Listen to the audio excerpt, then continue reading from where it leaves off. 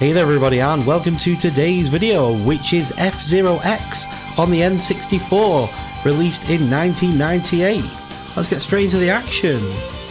Okay, so for the purpose of this video, I'm going to play in the Jack Cup, in the Grand Prix mode, and just have a look at the action on Mute City, the opening race. Vehicle wise, there are tons of vehicles to select, but you do need to unlock them, which is great. And it does have some from the first game, so Blue Falcon, which is what I'm going to choose on this one. It does rate the vehicles by lettering system, so obviously A being the best. So this one is kind of middle of the road with the B body, C boost, B grip. And you can tailor your vehicle between maximum speed or acceleration from a standing start. I'm just going to go down the middle on this one.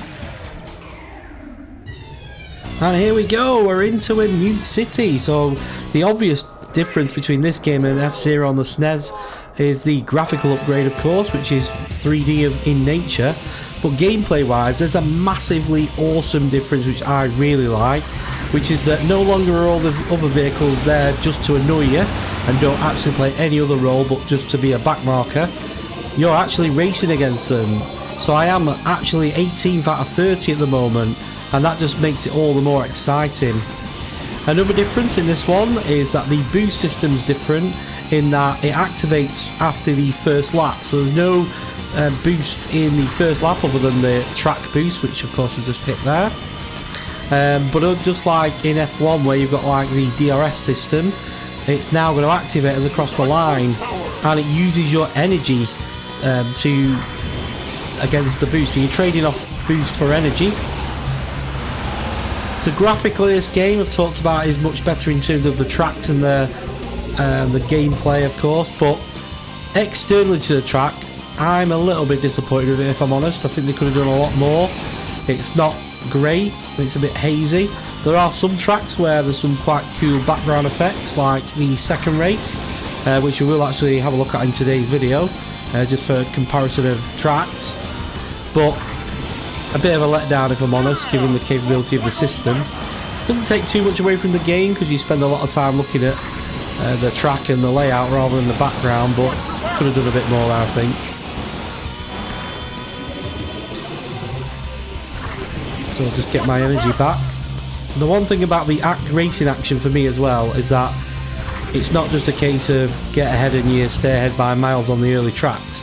I've literally not done much wrong here and I'm still second. But I am going to use my boost now as I go down what looks like a loop-the-loop, which is pretty cool. And across the line we go to win the opening race. We're definitely going to have a look at another race just to compare what it's like on the different scenery and the racing action, of course.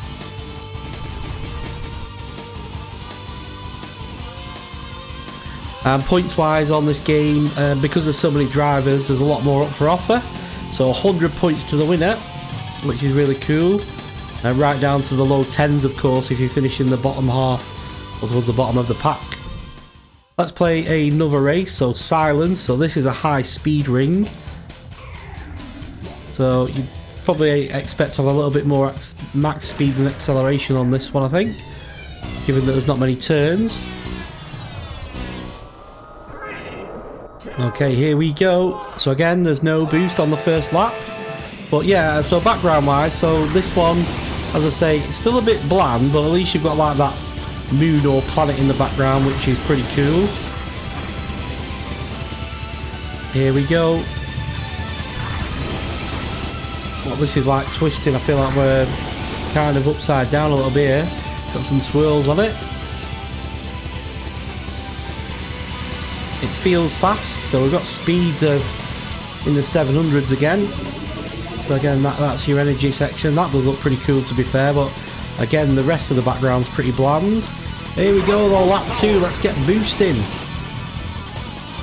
Oh, speeds there were astronomical.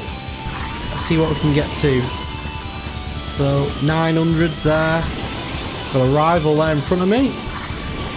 We get to 1,000. Oh, here we go. Oh, we've peaked 1,000. And that is pretty awesome. You won't find many, if any, other racing games that give you 1,000 kilometers an hour worth of speed in a race. final lap and I'm still third. So again, done practically nothing wrong. I've been getting up to 1,000 kilometers an hour. I'm going to have to be using my boost if I'm going to win, but I need to time it well, of course.